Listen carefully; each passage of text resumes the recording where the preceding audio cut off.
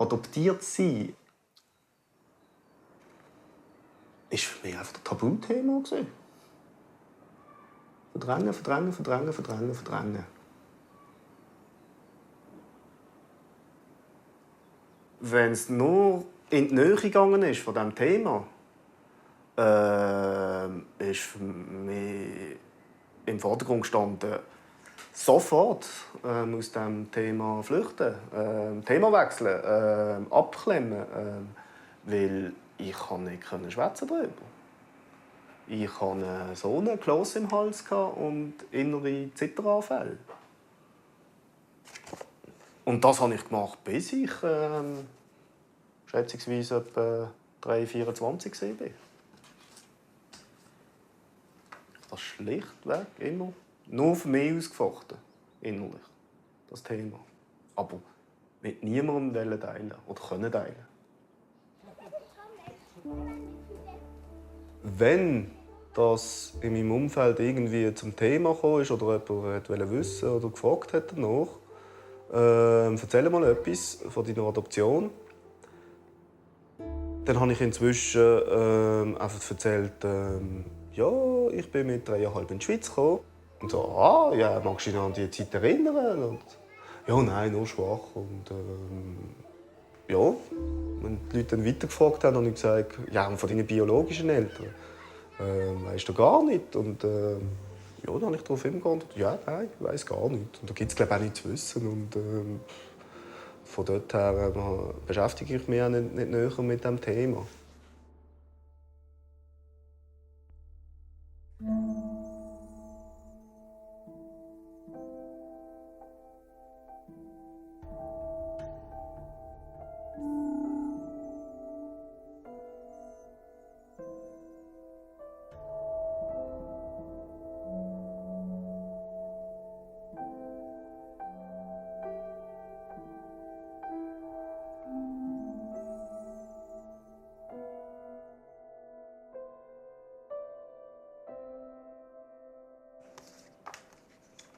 Sondern geht zum ersten, zum zweiten, zum dritten.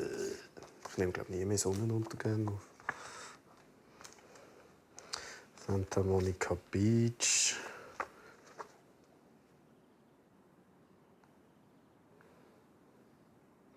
Mit diesen 3 bin ich in Hawaii.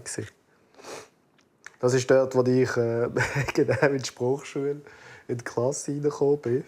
Und dann sind die 2 die einzigen Schweizer gewesen.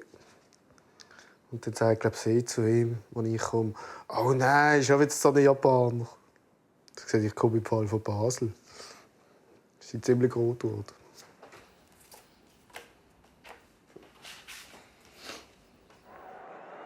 Ja, ist gut.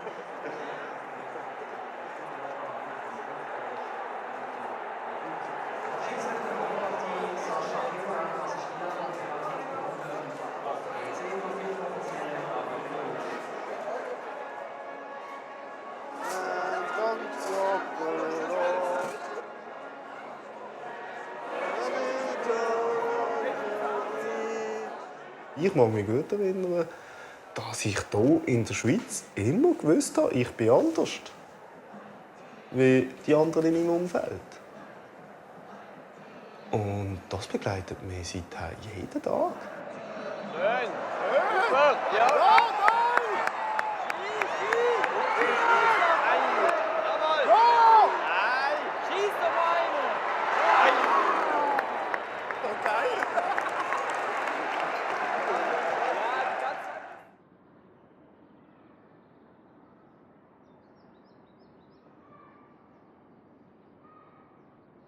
Das war nämlich durch meine Mutter, die mir dort quasi beichtet hat, es gibt Adoptionsunterlagen. Ich weiss nicht, ich habe die Geschenke durchgeblättert. Einfach so zum, oh ja, das sind solche Papiere. Und dann sind die bei mir irgendjemand in der Papierbeige verschwunden. Wann ist das? Und das ist so etwa mit, ja, dort werde ich etwa 4, 25 sein. Also über 10 Jahre ist das her. Ich hätte ja vor 10 Jahren sagen können, ah cool, ich habe jetzt die Unterlagen. los geht's mit Recherchen und mit Aufarbeiten und so.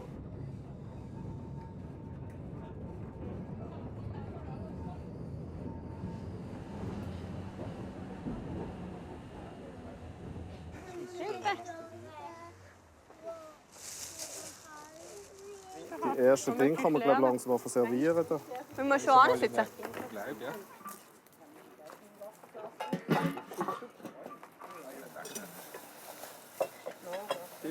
Der ist vom Reis haben wir nicht so viel. Irgendwie habe ich schon Fleisch. Ah, hast du schon?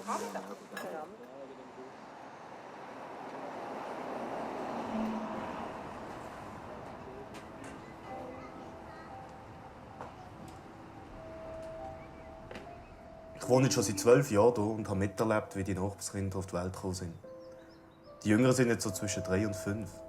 Das war alt, als ich war, als ich in die Schweiz gekommen bin.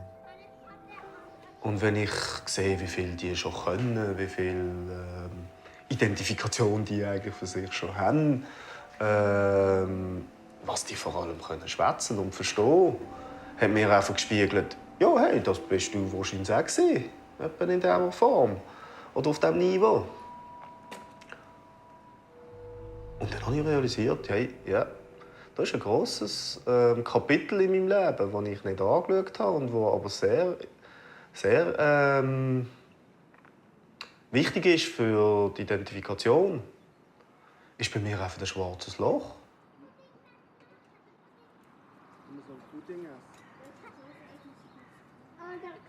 Willst du auch probieren, aber? Das ist ja Erdbeeren. Das habe ich.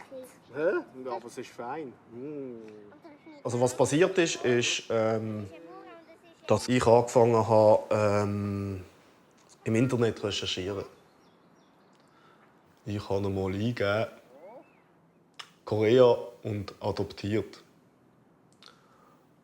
Und dann ist es losgegangen.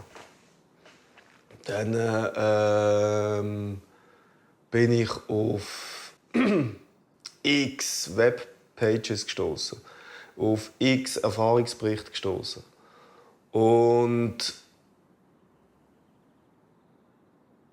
dort ist eine ganz grosse Aufbruchsstimmung entstanden und eine ganz grosse Aufgeregtheit mit der Erkenntnis, hey shit, es sind ganz viele von denen.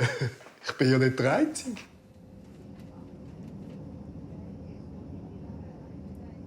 Und dann dort vor Ort bei der Herdesom, wo ich Adoptionsunterlagen sehe, wo meine Geburtsadresse drin steht, wo der Name von meinen biologischen Eltern drin steht, dann bin ich natürlich in heller Aufregung gewesen. Jetzt bin ich hallo, da gibt es ja ganz vieles zu wissen und ganz vieles in Erfahrung zu bringen. Es gibt viele Leute. Bis ich 3 Jahre alt war, habe ich bei meinen lieblichen Eltern gewohnt. Dann ist aber scheinbar meine Mutter verschwunden und ich bin zur Adoption freigegeben worden. Also es ist natürlich so, dass... Vor ein paar Jahren hat sich dann aus Korea eine Schwester mit einem Brief gemeldet und mitteilt, dass mein lieblicher Vater gestorben ist. Nachdem ich diese Info erfahren habe, habe ich einen Brief an die Schwester geschrieben und die Herdesom gegeben, um ihn weiterzuleiten.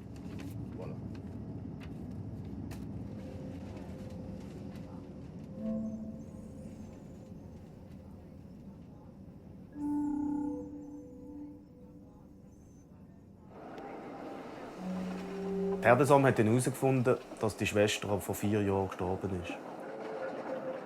Sie haben aber eine andere Schwester gefunden, die Mischa. Und sie haben mir eine E-Mail-Adresse gegeben, damit ich mit ihr direkt Kontakt aufnehmen kann.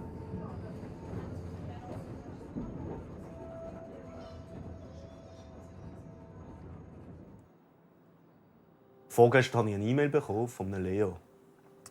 Er ist scheinbar mein Neffe. Er schreibt: Dear Mischa, Uncle Suk. Probably you can hardly remember me, but I can remember your appearance dimly as I am 3 or 4 years older than you, born in 1969. In my remembrance, you have lived together with my family in Seoul for around 6 months before you leave to Swiss. I heard that my mother had very hard time and decision to let you adopt it to long-distanced foreign country. She told about you from time to time and she wondered if you raise well.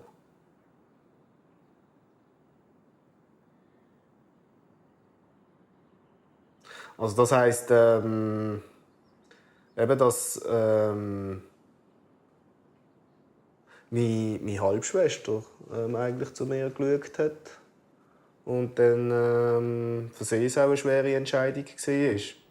Aber was ist in diesem Fall mit meiner lieblichen Mutter damals wirklich passiert? Weil gemäss Adoptionspapier habe ich ja bei beiden Elternteilen gewohnt, bis ich adoptiert worden bin. Aufgrund jetzt aber von dieser E-Mail weiss ich nicht, ob das wirklich so stimmt.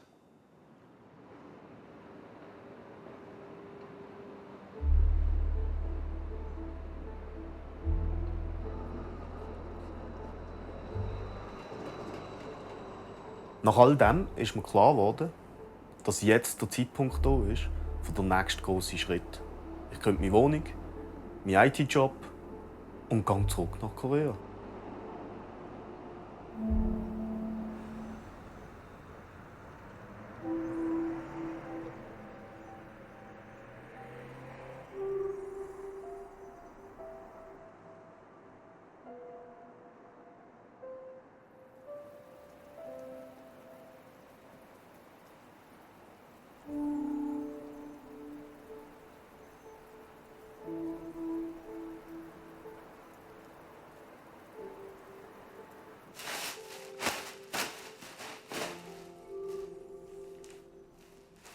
Es hat für mich wirklich die Dimension. Für mich ist es lebensnotwendig, das zu machen. Ja?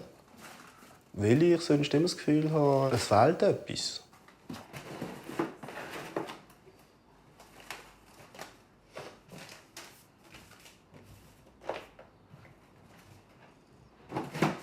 Das vertraute Umfeld jetzt zu wissen, das lasse ich einmal jetzt zumindest für eine Zeit hinter mir, löst bei mir recht viel aus. Ja.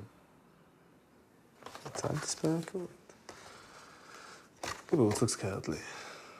Zum Vierteljahrhundert-Geburtstag wünsche ich dir heute und das folgende Vierteljahrhundert ganz herzlich viel Schönes, Interessantes, Nettes, Beglückendes, Liebes, Pünktli, Pünktli, Pünktli, Pünktli, Pünktli und Pünktli, Pünktli, alles, was du dir wünschst. Tschüss. Ein kreatives Werk von wem? Ich wünsche dir von ganzem Herzen für jetzt und deine nächsten 25 Jahre, dass es so bleibt und immer noch steigt. Ich liebe deine Mama.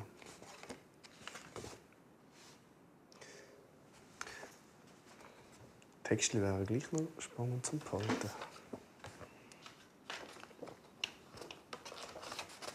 Genau, das öfter so.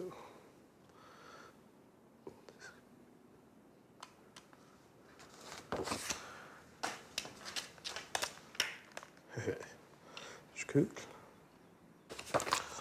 Und auch tschüss. Ja. Hallo. Sally. Hey. Wie geht's dir? Gut.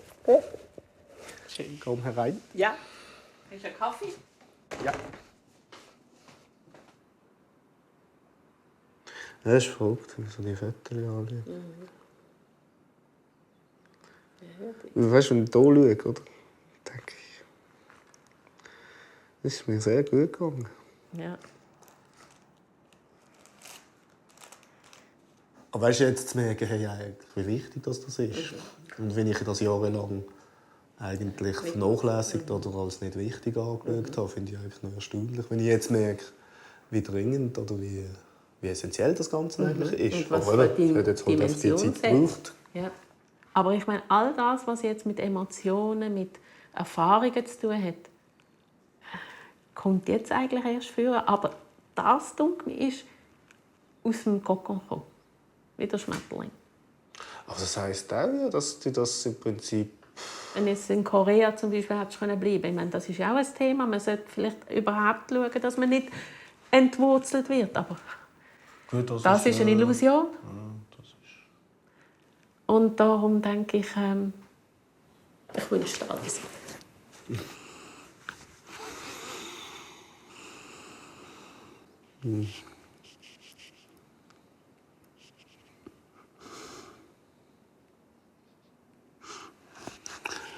nicht einfach gehabt, gell?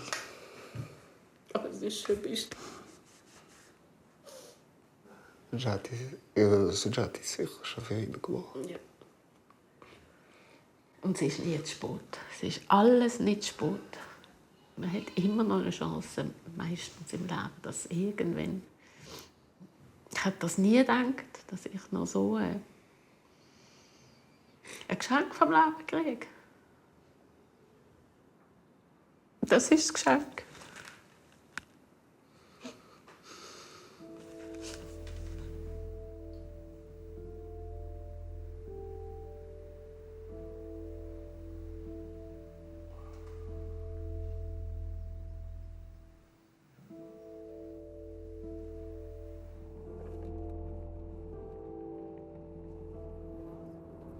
Ich kann mir es fast nicht vorstellen mehr, aber ich bin einmal mindestens 2 Jahre lang jeden Tag mit dem Velo. Am Morgen. Der Abfahrt war natürlich cool, oder? 2-3 Minuten bin ich in der Schule.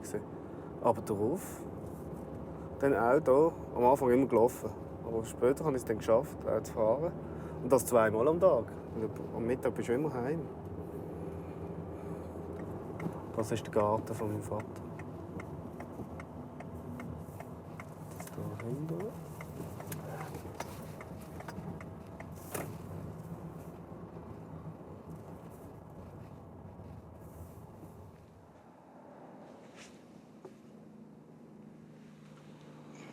Ja, ist nicht mehr gut. Ist länger, ist schlimmer. Jetzt ist noch nicht fertig.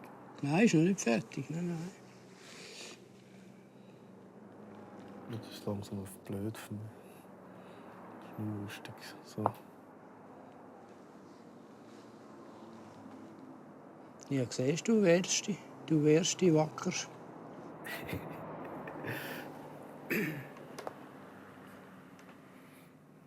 Ja, das Lustige ist, dass wir sehr viele Parallelen haben. Er hat in seinem Zimmer oben rausgeschrieben, ganz kleine Schrift, die Reihenfolge der Länder, die Einwohnerzahlen von ganz Europa, von der Welt, von der Stadt, und dann nachher die grossen Seen, alle Sternbilder. Er hat Hunderte von Zahlen geschrieben. Und ich kann mich erinnern, dass ich das genau gleich gemacht habe als Bub. Und ich habe ihm nie gesagt, er soll das machen. Ja. Was machst du denn? Ja, schlimme Sachen. Was ein bisschen schwierig war, als Asiat hat er ein anderes Gesicht wie wir. Und für uns ist es sehr schwer festzustellen, ist jetzt Freude, ist es Zufriedenheit, ist es Trauer, weil für uns sehen asiatische Gesichter oft einfach gleich aus.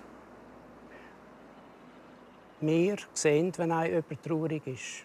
Bei Mischa hat man das nicht gesehen. Oder wenn er noch einen Wunsch hat, bei Mischa hat man das nicht gesehen. Ja, noch habe ich ein bisschen zu wenig Material. Siehst, jetzt bin ich nicht durchgekommen. Machen wir Römi. Ich nehme es an, das Römi. Ja. Gut, Römi. Gut, Römi. Wir sind fertig. Es ist Römi. Aber gell, das lenkt. Ja, ich finde es dann gleich noch spannend. Das war kein einfaches Leben als Junge. Es war für ihn auch manchmal komplizierter, als für einen anderen vielleicht gewesen wäre. Und für mich auch. Aber wenn man dann sieht, dass so positiv ist, wie es da auf dieser Foto zum Ausdruck kommt, dann hat es einen Wert gehabt und hat immer noch einen Wert. Und hoffentlich geht es ihm dann gut und es ist möglich, dass er dann bleibt. Aber ich kann auch damit rechnen, dass er retour kommt, weil er ist, wenn man es genau nimmt, wieder zwischen zwei Kulturen. Denn er wird dort durchgehen und er wird sehen, dass er auch in derselben Kultur fremd ist und vielleicht noch fremder als hier. Und dann soll er wieder zurückkommen. Es ist sein Leben. Ich habe beigetragen, was ich kann.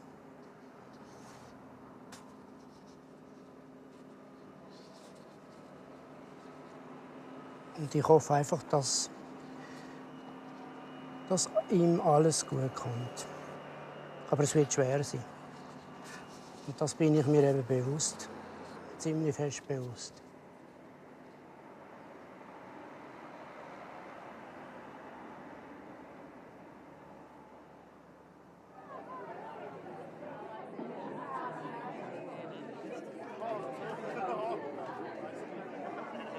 Schön bist du da. Sehr gefreut.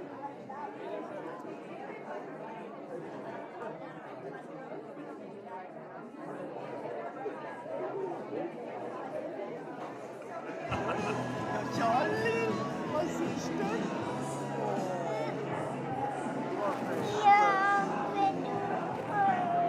Ja, wenn du Was, ich verstand dich nicht. Was? Ich auf Korea? Ich komme ja mit.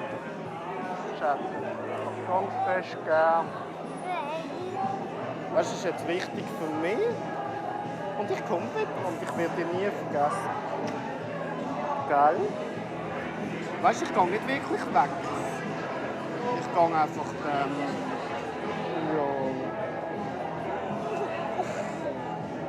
Aber ganz fest gern.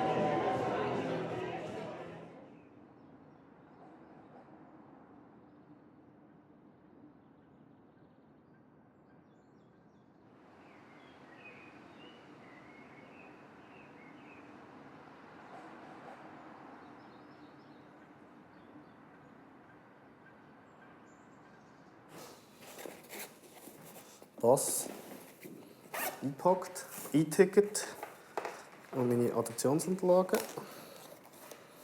E-Ticket tun wir zum Pass.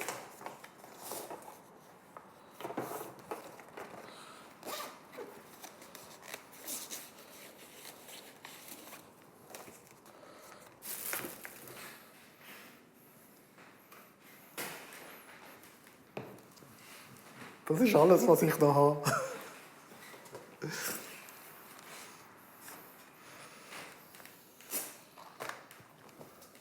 Okay.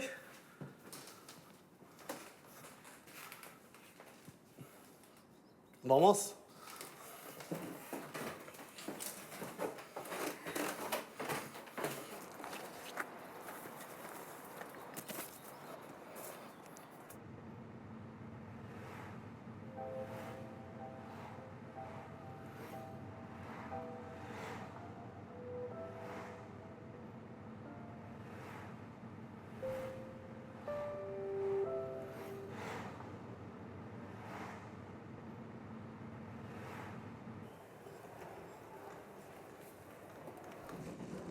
Dann habe ich meinen Fotoapparat dabei. Dann habe ich meine Playstation dabei. Das sind meine Originalen. Die haben wir ja schon mal gesehen. Das sind meine originalen Adoptionspapiere. So drinnen. Wie ich war und so. Ja, ja. Ja, ja, ja. He's fond of playing with toy gun.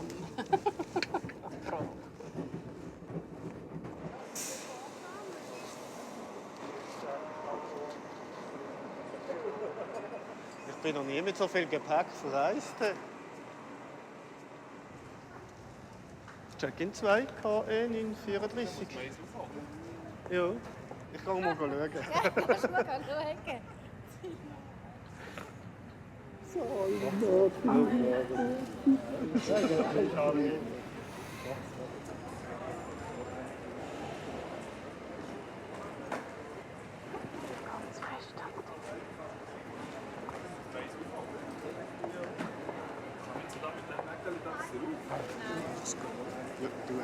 Vielleicht lassen sie mich ja gar nicht durch. Ja, merci.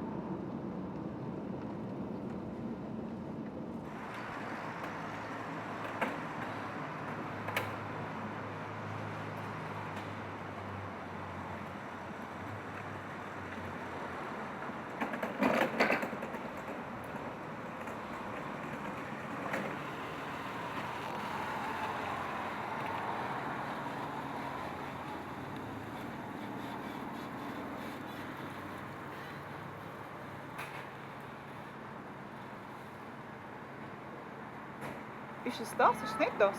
Hä? Das. Oh, ist das Korut?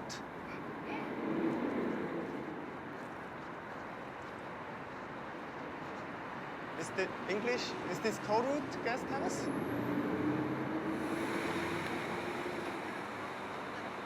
Is this Korut?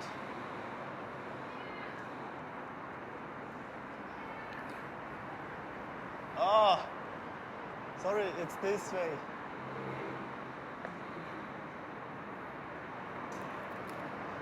Yeah, it's okay.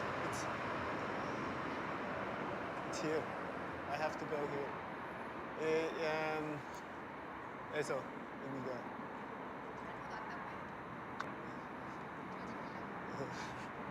Sorry.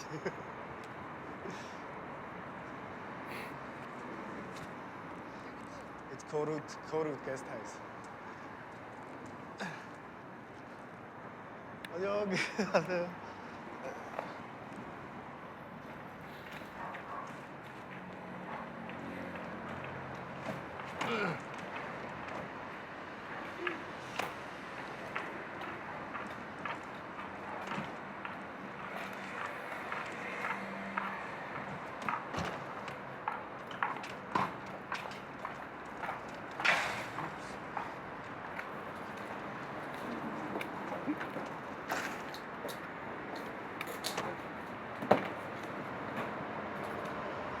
Stell's einfach mal hier hin. Ist das okay? Kein Problem. Also hier sind, glaube ich, die Mädchen, die hier wohnen. Aha. In dem Zimmer, ich weiß nicht, ob man da jetzt reingucken kann, aber Nee, wollen wir nicht stören. anderes Zimmer. Okay. Das ist der Kühlschrank. Ah, das habe ich schon mal auf der Homepage gesehen. Das ist auch Gemeinschaftsraum. Den darfst du jederzeit nutzen. Ah, super. Das ist für jeden frei hier. Und hier ist gar kein Licht. Ja. Ja, und Decke und so bekommst du dann von hier. Aha. Sehr schön. Und kannst du, glaube ich, auch einen Schrank aussuchen. Ja. Jeder hat einen Schrank, oder? Ich weiß, Ja, es so sind halt etwa. viele Ja, mehr ja. Betten als Schinken. Ja, und ich werde. Ich nehme dieses Bett hier, dann kann ich meinen Koffer hier gleich Genau. auf den Schrank legen. Ja. Super. Ja, und sonst, das war es so im Großen und Ganzen.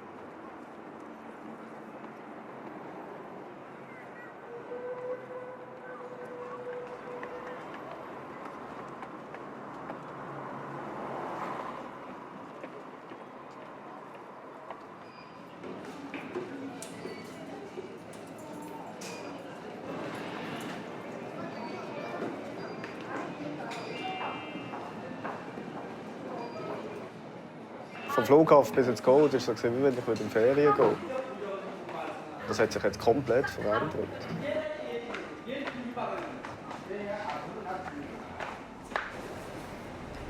Bei all den neuen Eindrücken bin ich so wie im Reinhören. Löst das jetzt etwas aus?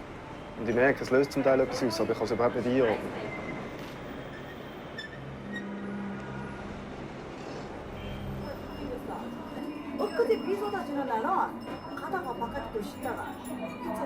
Ich habe gestern zum Beispiel das Gefühl, mein Gesicht wird sich verändern.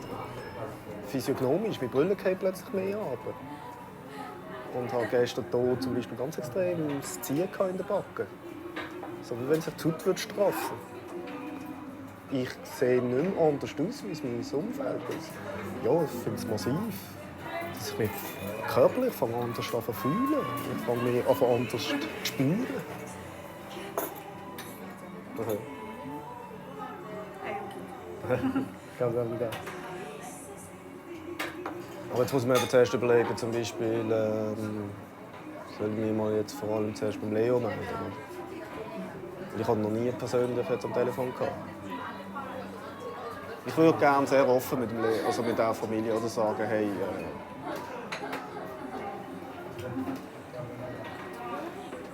also quasi super, dass ich euch habe, oder? Aber das ist irgendwie, das ist sehr stark an das Bedürfnis oder an den Wunsch gebunden, dass auch sie so sind. Und das macht mir große Angst, dass das vielleicht bei ihnen nicht so ist.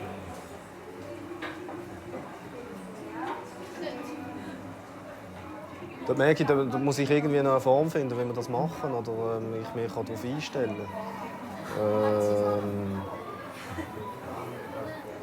Weil ich habe jetzt recht Schiss von diesem Moment. Merke ich.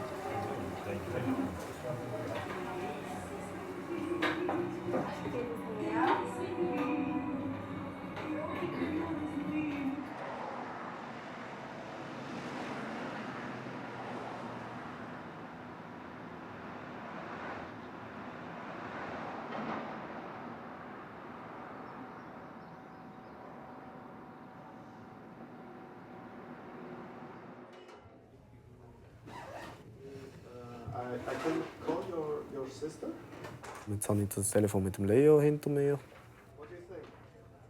Sehr schön gesehen. Er hat mir erzählt, es sei toll, meine Stimme zu hören. Er hat auch eine ganz sympathische Stimme. Ich habe mich dann getraut zu fragen, ob er etwas über meine Mutter weiss. Und er hat gesagt, ja, auch noch ganz schwach, wenn er sich erinnern, wie sie ausgesehen hat. Aber man hat mir gesagt, diesbezüglich wüsste sicher seine Tante Mischa mehr. Jetzt einfach so, dass ich ihn gehört zu haben, merke ich gerade, es geht mir sehr positiv, kommt es mir rein und es ist so, ja, so wie wenn das Herz ein bisschen rumhüpfen so.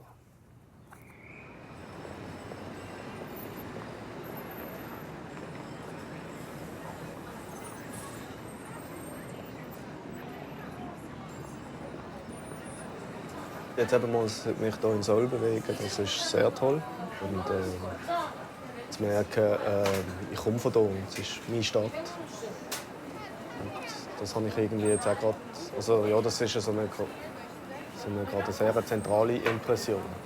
Aber es ist offensichtlich klar, die Leute, die Koreaner hier, die merken das. Eindeutig, dass ich nicht von hier bin. Also beim Feststellen, jetzt schauen wir die Leute an und wurschen so, denken sie sich wieder, was ist das für ein? Das ist jetzt einfach mal so der erste Eindruck, weil es mir natürlich ein unangenehmes Gefühl verursacht, hier auch unter spezieller Beobachtung zu stehen. Oder? Wie viel hier Einbildung oder mitspielt, weiss ich jetzt gar nicht.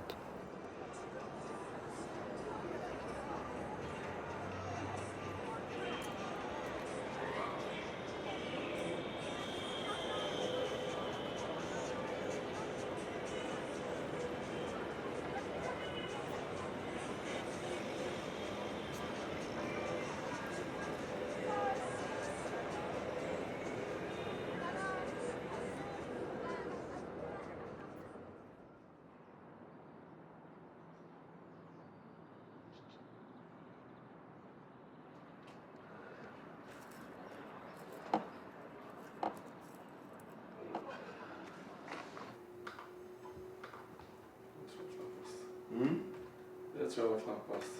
Ja, es ist gerade so. Gestern hat die jüngere Schwester von Leo mich telefonisch erreicht. Sie würde gerne mich sehen. Und sie käme mit noch jemandem hierher.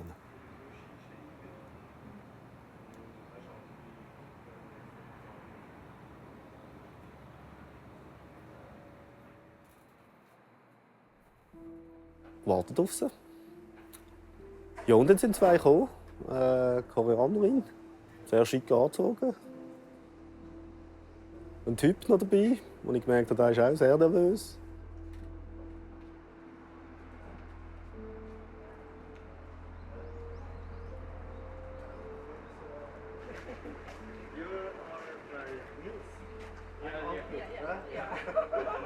You are son of Mischa. Yeah. But how's Mischa? How is she doing? She's fine? Yeah. Oh, okay.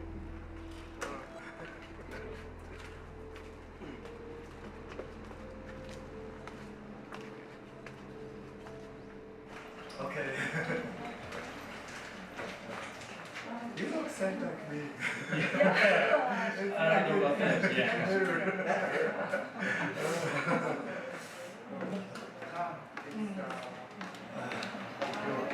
Your brother is right here.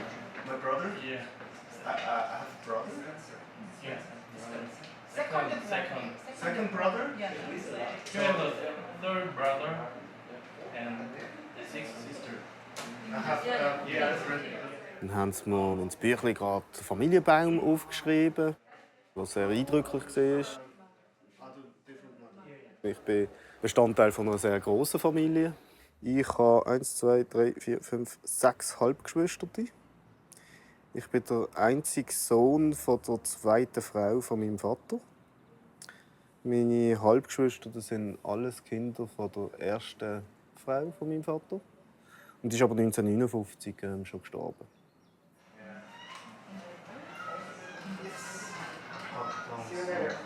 Okay. Tomorrow. Yeah. And you know her? You don't know her? Oh. I was very happy that you are so welcome. And I emailed and telephoned with Leo, and he was really nice. It's good to have to see my family.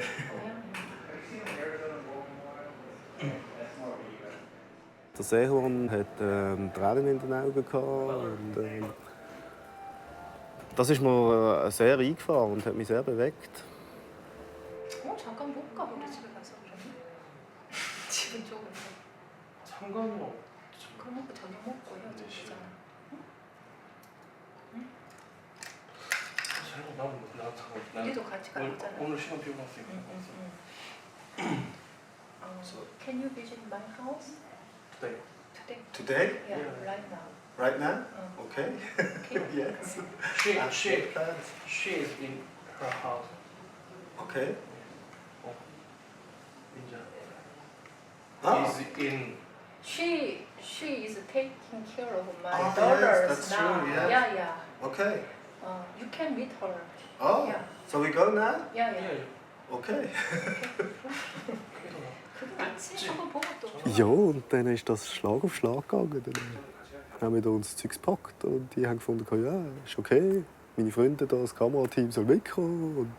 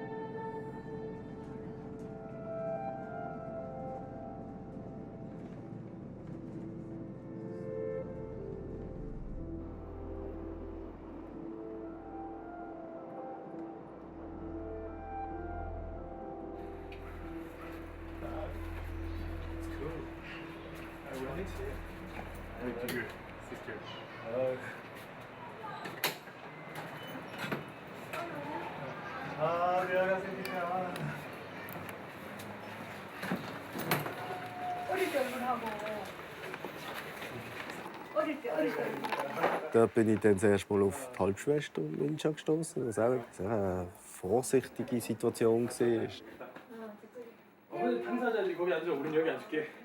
Ich habe dort gemerkt, jetzt fängt das Problem an von der Sprachbarriere. Sie kann nicht Englisch, die Mischa, und ich nicht Koreanisch. Und das ist eine riesige Hürde, um da irgendetwas zu fließen.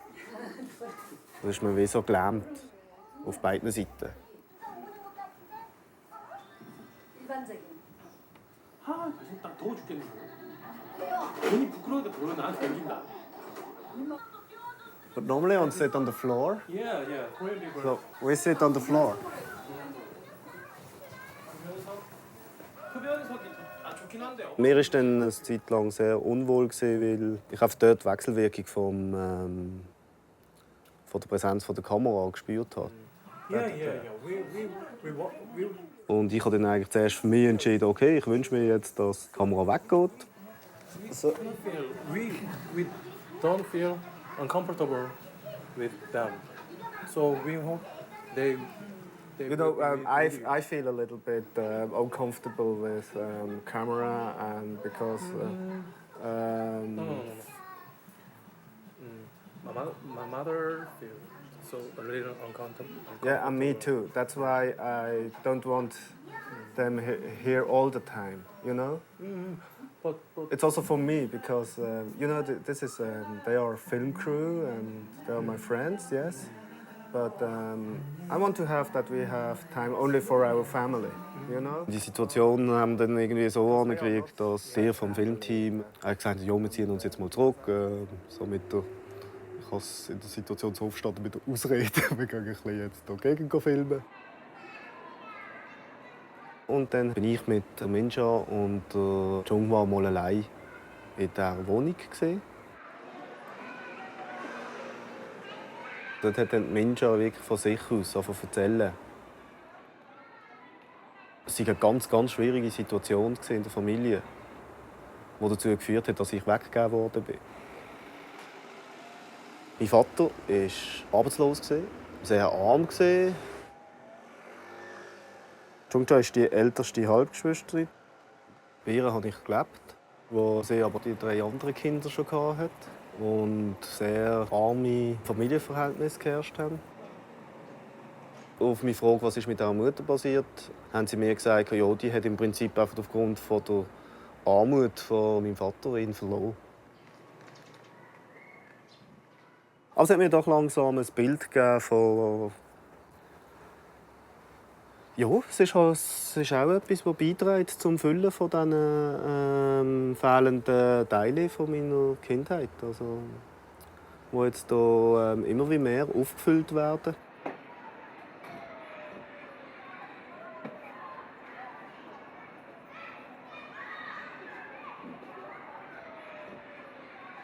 So you did know about Mischa before? No, I heard about Mischa when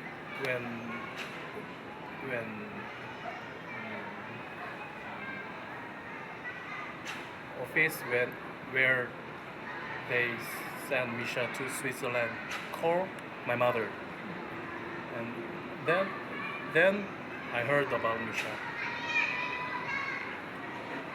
I never heard about Mischa before that. I don't know. I have one more uncle in my family, but I'm very nice to meet Mischa. So I and my family have a new family member. I'm so happy about that.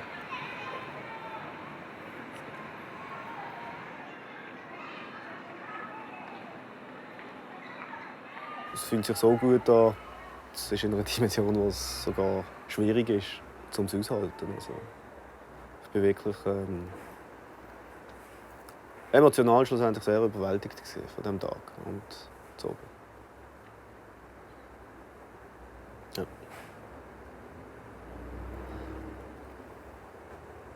Ich bin zurück ins Covid gekommen mit dem Gefühl von ich gehöre zu dieser Paarfamilie und ich bin stolz, als Mitglied zu sein von dieser Paarfamilie. Ja, das ist wirklich.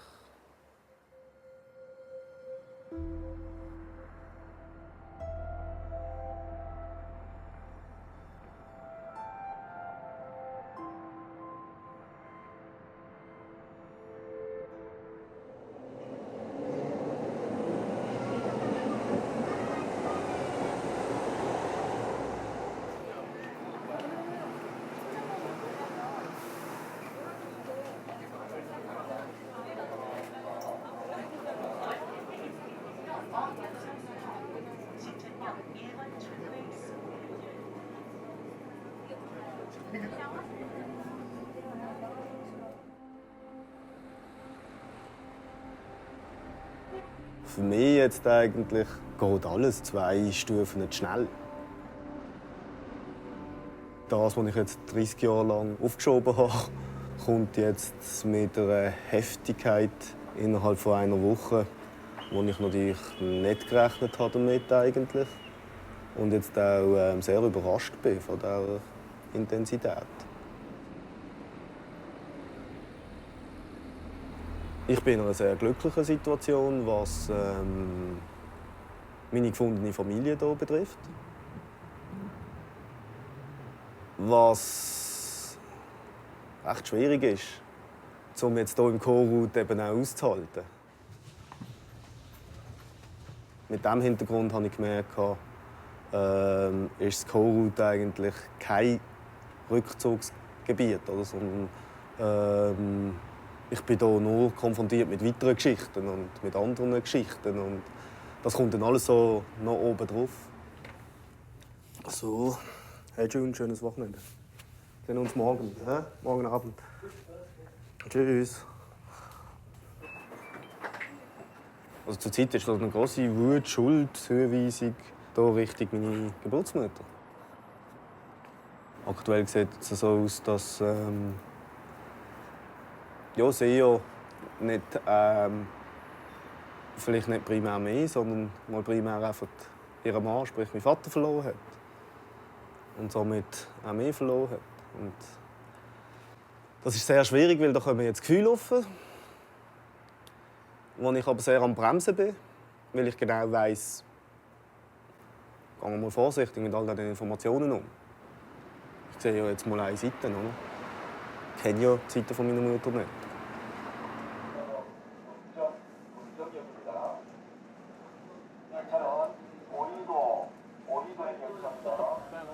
When my mother heard about Mischa's coming to Korea, she was very worried about that.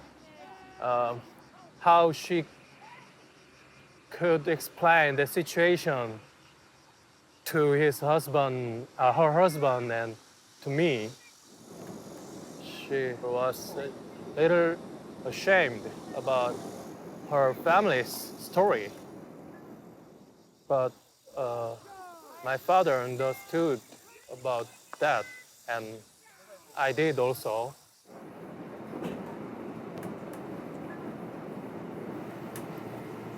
Oh, today I learned a sentence in Korean. Wait. Sentence? A sentence. 오늘 날씨 좋아요. 날씨? 오늘 날씨 날씨 좋아요. today it's good weather. Yeah. 오늘 날씨 좋아요. 좋아요. And the other sentence was 잘 주무세요. 주무세요. 잘 주무세요. Have you slept well? No. Oh, what's that? Did you sleep well? 잘 주무셨어요. 주무셨어요. Because that was Mrs. Kim asked me this morning. Yeah. 주무셨어요. 주무셨어요. Did you sleep well?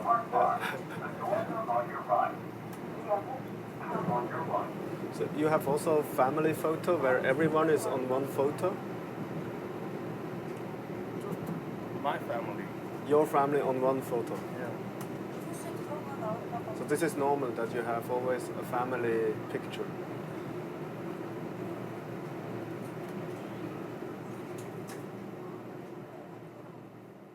Your oldest brother, second, third, and my mother. What is the name? 철, This is Chol. Yeah. Chol. 혁, 설, Hyok-sol? 혁. 철, 혁, and 설. This is Sol. Yeah. Your brothers. This picture is my mother's wedding day. It's on wedding day. Yeah. Her wedding day. Yeah. 꽃 어디 갔나? 꽃 안 했나? 안 하셨나? 여기 있잖아, 했잖아. 아, 꽃. Oh, this was at the same day, huh? Yeah. This picture is with me. This is you. Yeah. You with your hariboji? Yeah, 할아버지. He looks very kind. Yeah.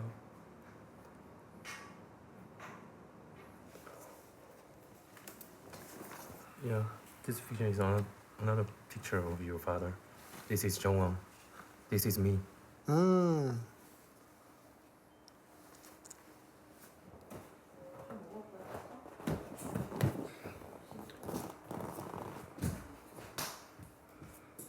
Ich habe natürlich gerade direkt nach Ähnlichkeiten gesucht zu mir.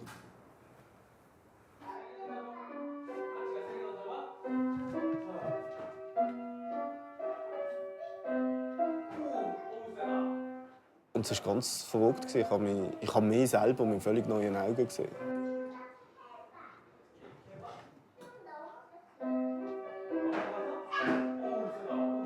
Was entdeckst du, Mischa?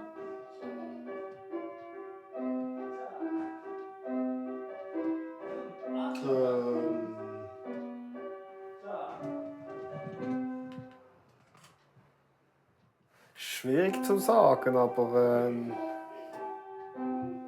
Ich habe dann auch gewisse Sachen erkannt, wie seine Lippen, Nase, und ich gemerkt habe, doch, das habe ich schon von ihm.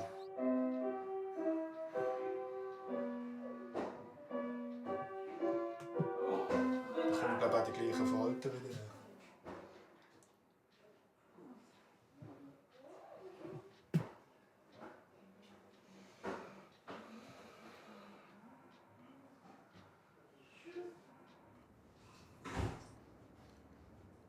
Oh, yeah, this is very important. Oh, that's This me. is you, yeah, That is yeah. me. Jongwon and Leo. Ah. Yeah. Before you're living to Switzerland, yeah, in Seoul, Bae Suk. Basel? In Chinese character. Ah, yeah. Jongwon and Leo, Leo. Jin-Young. Jin-Young.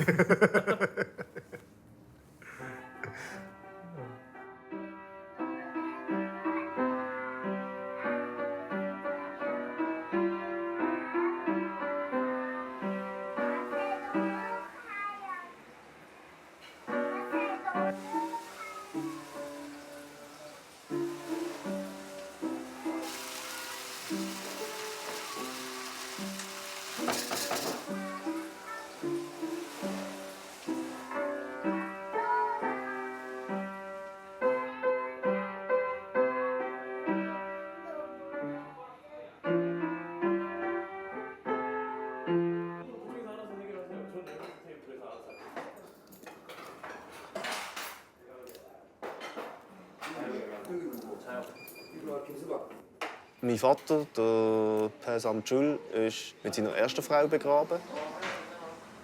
Was ich so zu spüren kriege, ist, von meiner Mutter weiss man gar nicht so viel.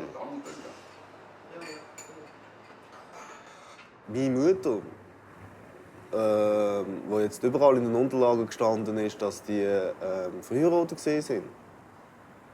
Und ich die ersten paar Jahre bei meinem Vater und seiner verheirateten Frau gelebt habe. Das scheint auch nicht zu stimmen, weil sie sind nämlich nicht geheiratet waren. Und das wirft natürlich wieder ein ganz anderes Licht auf meine Familienhintergründe, oder? Das sind dann eigentlich wiederum typische so Adoptionshintergründe, oder? Kind von einer unverheirateten Frau und so. Kimchi.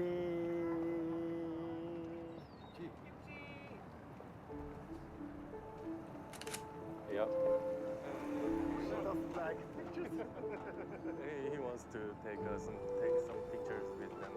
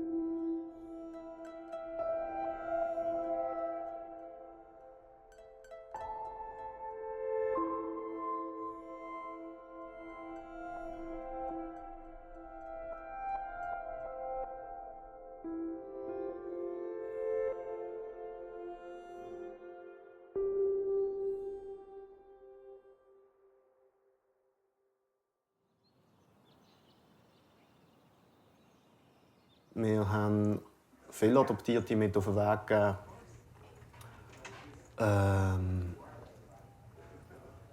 Gang sorgfältig, vorsichtig mit dem Thema um, was die neue Familie betrifft. Frag immer wieder die gleichen Fragen.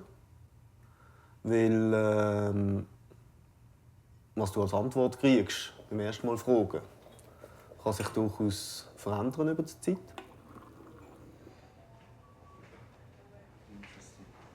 Wenn man die genauen Umstände, die zur Adoption geführt haben, will kennenlernen, dann trifft man hier quasi auf sehr emotional behaftete Familiengeschichten. Wenn du einfach andere Erfahrungen hörst von anderen, was die für Prozess durchmachen. Es gibt solche, die keine Chance haben, ihre Familie kennenzulernen und schon jenst versucht haben. Polizeistationen abklappern, Waisenhäuser besuchen, Leute befragen, im Fernsehen gesehen sind, Zeitungsannoncen aufgegeben haben und einfach keinen Schritt weitergekommen sind. Zu anderen, die zwar ihre Mutter gefunden haben und als Antwort kriegen, ja, bleib wo du bist.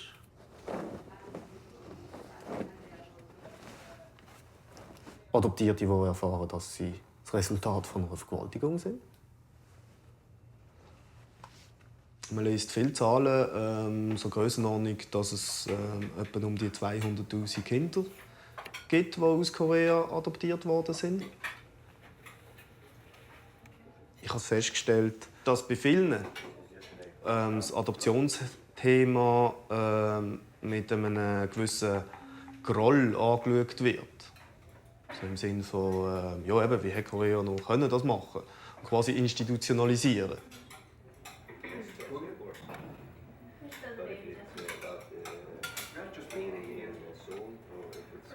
Wenn du die Anzeigen von den Adoptionsbehörden siehst, Adoption als Weg zum Glück und so. Also die Slogans werden dargestellt als ja, das ist unsere soziale Errungenschaft. Adoption hilft Kindern zum Glück, oder? Und so Sachen zu sehen, oder? Das ist da kann man sagen, ja, da kommt einem eigentlich direkt das Kotzen in diesem Sinn. Oder?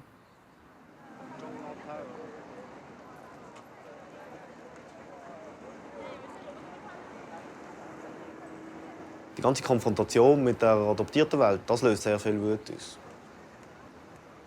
Wut gegen die koreanische Regierung, Wut gegen den Umgang von Korea mit Adoption, Wut gegen Geburtseltern, Wut gegen Adoptiveltern und Wut gegen sich selber.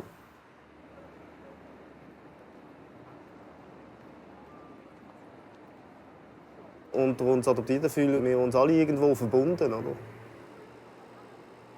Du teilst die Traurigkeit und die Wut mit anderen und bist nicht konfrontiert mit Unverständnis. Es ist so wirklich in einem geborgenen Universum sich zu bewegen, oder? 감사합니다.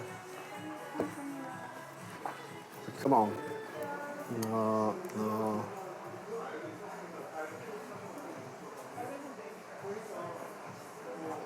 Or that one? Cutting for men, 16,000 won, and for women, 20,000 won. That's cutting. 앞머리는 안 자를게요. 그냥 제가 알아서 해도 되죠? 예. 그냥 편하게 하세요. 네. I trust her. Just clip the hair. Very short. And very short here, so I can make some. 앞머리를 좀 더 짧게 하면 여기가 좀 살지 않겠냐고. 살기는 하는데 지금 저 스타일은 아닌데 그러면? You want your hair? No. That's. I just want to cut my hair stand. Just cut. 여기는 그냥 아예 그냥 짧게 해가지고 그냥 위에만 세워. 모이칸 스타일. 예, 그런 약간 좀 그런 스타일이에요. What I have to do? You want She tells me something. Book? Oh, You a want a book? book? Oh, give me the Korean book. Korean book. My book. Ah. A book? Ah, I thought it is Korean. Ah.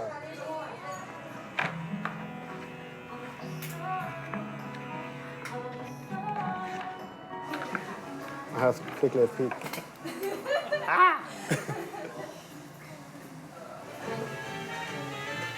옆에는 이렇게 아까 커트한 거 깔끔하게 종이에 ปุ๊ 위에 했고요. 위에 여기 볼륨을 살리시면 여기 좀 해주시면 돼요. 괜찮으세요? 감사합니다. 네. 좋아요. 수고하셨습니다. 네, 고객님 커트 해드릴게요.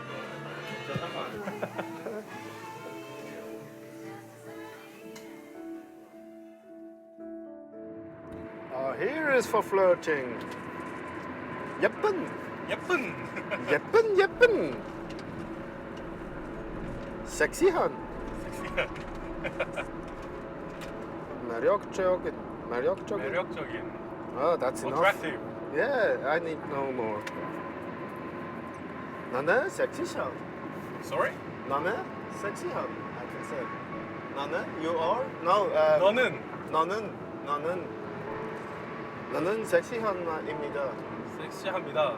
섹시한입니다. Korean women don't like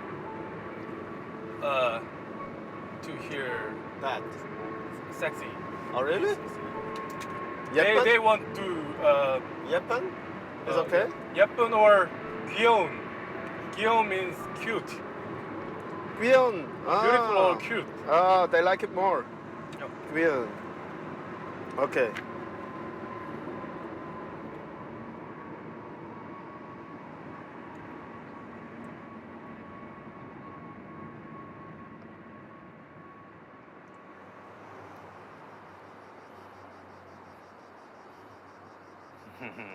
정자, 정원, my father, 강희, your second sister. my second sister, Minja, Seoul. That's the husband. No.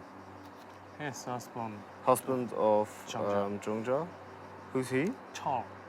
Your oldest brother, Charles, he feels very sorry to you because he was the leader of family. At that time. Yeah, at that time. But he could not look after you. My mother tried to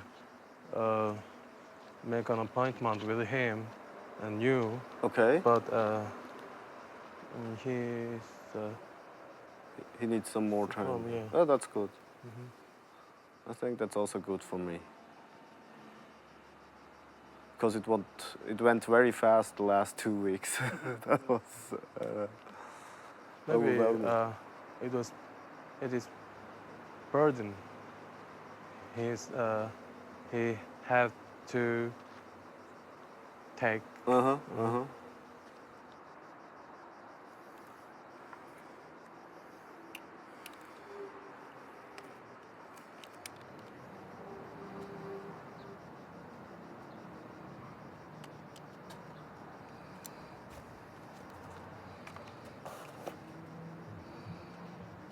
Die sind alle relativ gut situiert, ihnen geht es allen gut. Und es gibt mir so das Gefühl, ja, ich glaube, die hätten durchaus, sagen wir, Potenzial gehabt, um mitzuhalten. In irgendeiner Form. Ich weiss jetzt eben nicht, wie die damaligen Verhältnisse wirklich waren, oder?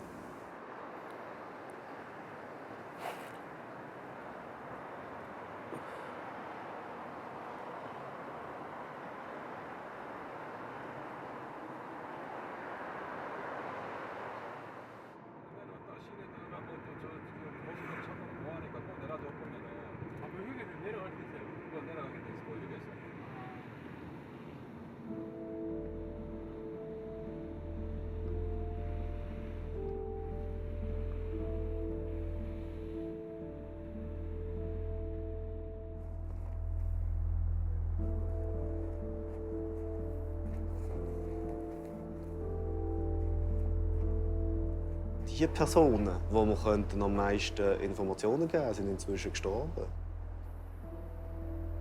Ich habe ganz viel Trauer in mir, was die Jungcha betrifft. Und sie ist die, wo ich aufgewachsen bin. Eigentlich das Familienmitglied, das am nächsten war. Dass genau die nicht mehr lebt. Von dieser ganz grossen Familie.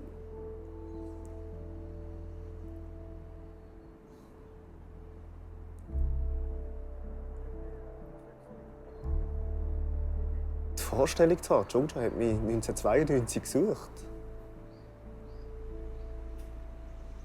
Und ich habe ihr dort nicht geantwortet. Das ist sehr schwierig für mich zum Aushalten.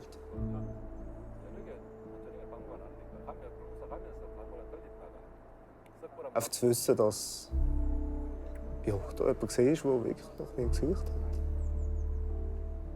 Und sie kürzlich, nicht so lange, eben tatsächlich auch gestorben ist. Und das verpasst zu haben, das ist sehr hart.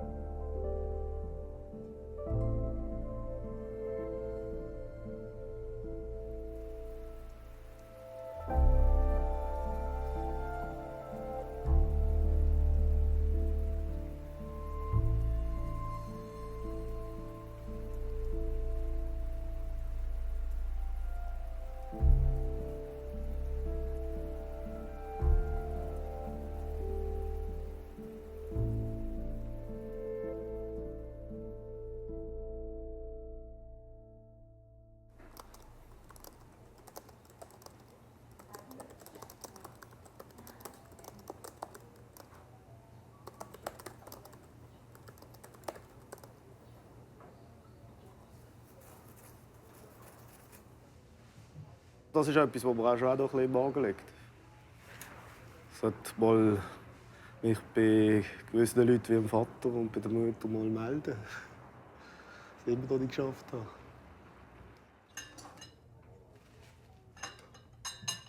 Also ich habe Schwierigkeiten, mir zurechtzulegen, wie ich es formulieren soll. So all die Sachen, die jetzt gerade abgehen. So eben die Situation zum Beispiel, dass ich mich hier das erste Mal in einer Familie aufgehoben fühle. Ich glaube nicht unbedingt, dass das etwas Lässiges ist, an Vater zu erzählen. Nein. Das ist das, glaube ich, was ich zurzeit auch sehr anstrengend finde. Einfach nicht können, das Zeug frei kommunizieren. Du musst so viele Ebenen berücksichtigen, Gefühle berücksichtigen.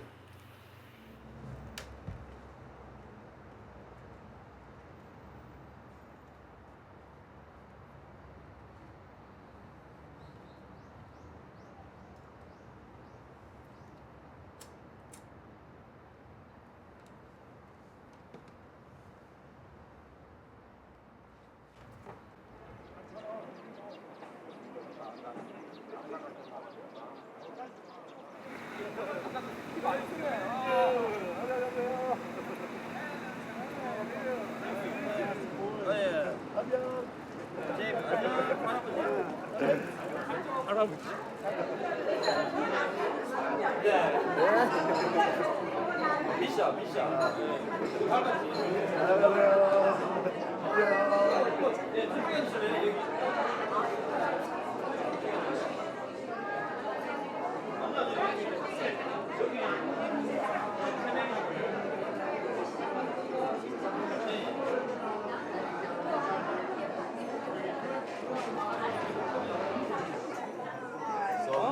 Second sister can remember me from girl. 이모도 여기 석유 삼촌 기억하냐고 물어보는데. 자주 많이 못 봤어요? She never saw me. no. Just a few times. Oh, okay. Like Minja. Yeah.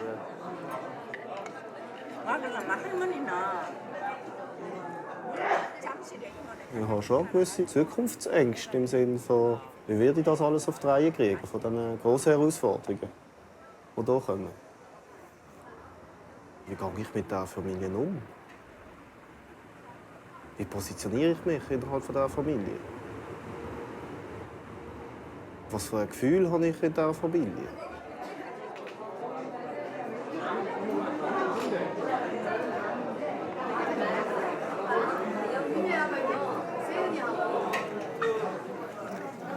Just natural.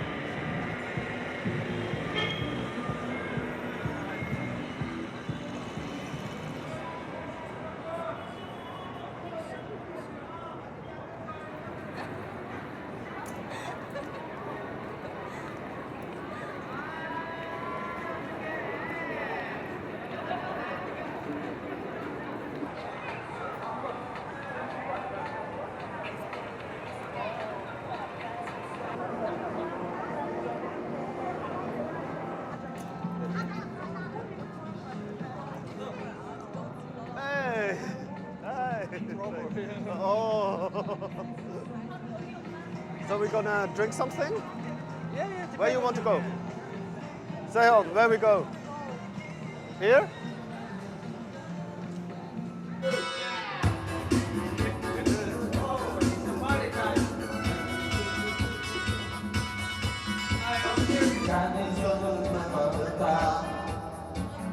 Burning like a silver flame. Something that you don't love.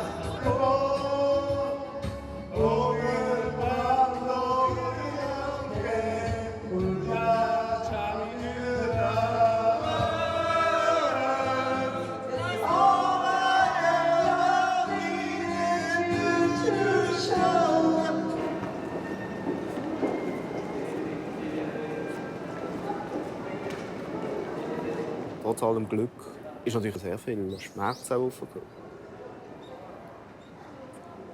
Was bei mir Traurigkeit auslöst, ist, dass ich viel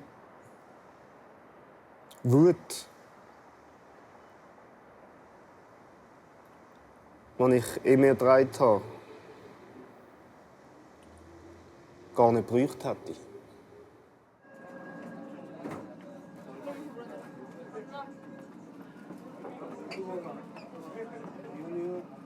Ich erlebe hier in der Öffentlichkeit eine Geborgenheit. Nicht das Gehetzte. Der schaut weiter, was denkt der? So.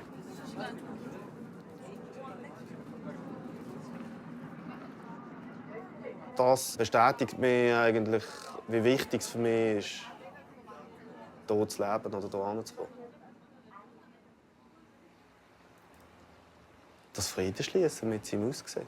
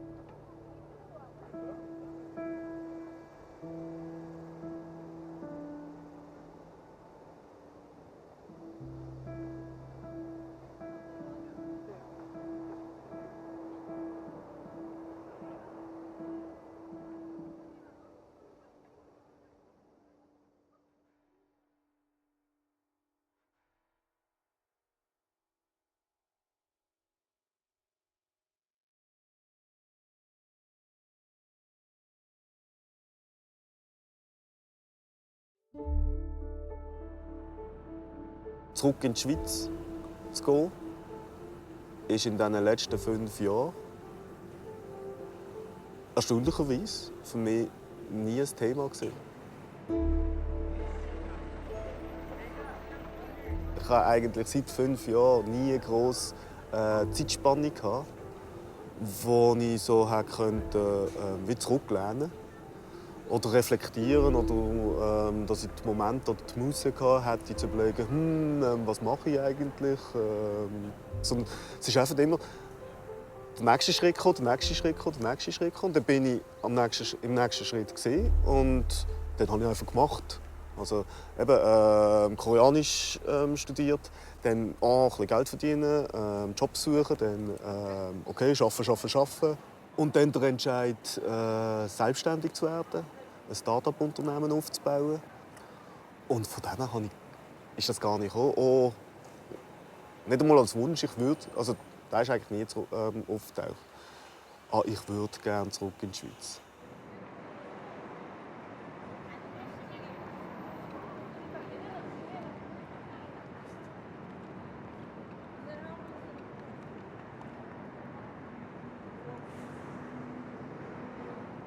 Wenn ich anschaue, was ich in den letzten 5 Jahren erreicht habe, dann bin ich jetzt als Start-up-Unternehmer bei einem Status, den ich mir gewünscht habe.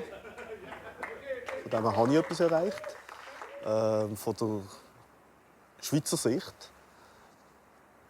Aber aus der koreanischen Sicht habe ich noch gar nichts erreicht diesbezüglich. Ich bin nicht verheiratet, habe keine Kinder, habe keinen fixen Job, kein regelmäßiges Einkommen. Von dort her habe ich eigentlich gar nichts erreicht.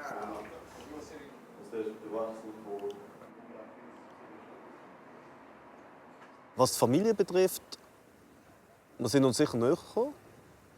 Es hat sich normalisiert in dem Sinn, dass wir so unsere klassischen Familientreffen haben bei den koreanischen Festtagen, Geburtstagsfestchen haben. Von dort her kann ich sagen, die koreanische Familie ist ein Teil von meinem koreanischen Leben hier, aber ein sehr kleiner. Der viel grössere Anteil ist meine grosse Liebe, die Hwachi. Wir sind jetzt schon bald 4 Jahre zusammen. Wir wohnen seit 3 Jahren zusammen. In einem kleinen One-Room. Und haben natürlich sehr grosse Herausforderungen zusammen zu meistern. Was ich aber eben finde, das machen wir sehr gut. Ich hatte ja am Anfang, als ich nach Korea gekommen bin, sehr überwältigende Erlebnisse mit dem ersten Treffen von der koreanischen Familie. Und ich mag mich erinnern, dass ich nach einem Jahr noch einmal einen Versuch gestartet habe, meine Mutter zu finden. Dort ist dann aber nichts daraus entstanden, also da habe ich keine weiteren Informationen bekommen. Und inzwischen einfach so ist, dass ich mein Umgang mit Adoption hat sich so weit entwickelt, dass es sich so wie stabilisiert hat. Und ich habe das Gespür, dass das so quasi für mich so wie ein Risiko darstellt, dass jetzt ganz viel von dieser Stabilität könnte wieder verloren gehen.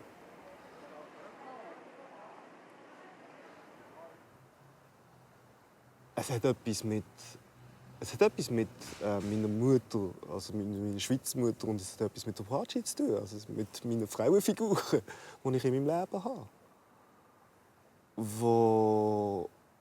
Ja, es ist so, das sind meine Frauenfiguren, die mir am nächsten stehen. Und ja, es ist eigentlich, also ich merke gerade, es ist wirklich das, was mir auch die Hwachi gibt. Ihre Liebe zu mir, das ist wirklich so etwas Schönes. Und es ist so, es ist jetzt völlig, ich kann es nicht erklären, aber es ist so wie...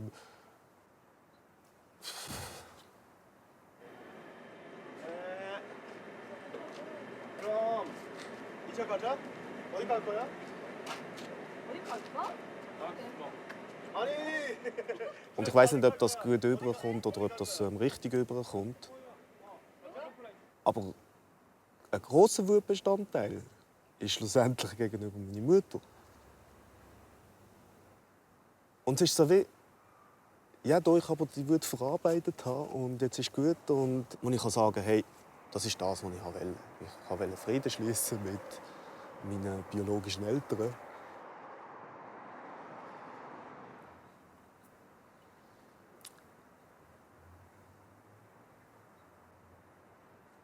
Es hat so etwas zu tun mit, ich habe mit meiner Mutter Frieden geschlossen in meinem Herz und das ist gut so.